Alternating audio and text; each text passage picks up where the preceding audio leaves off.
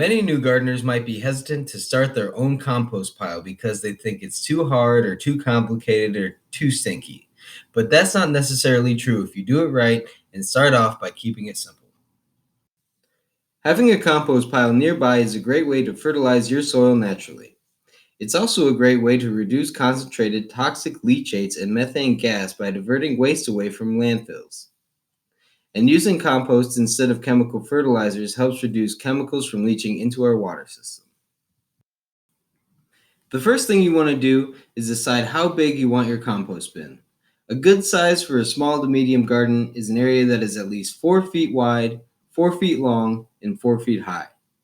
Next, find a place that is tucked away but still accessible.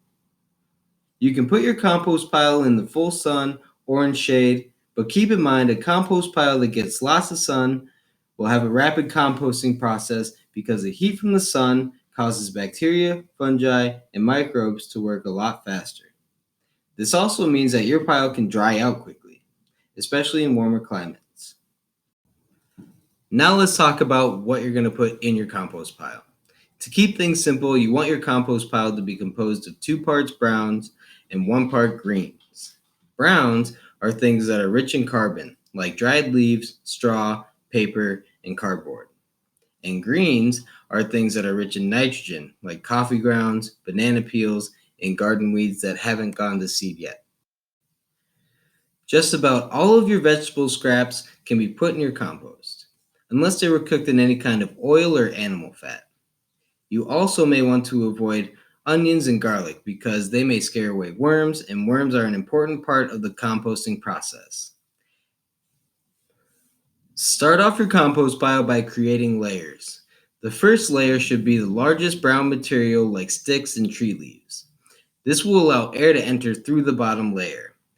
Then add your materials in layers like lasagna. Green, brown, and so on.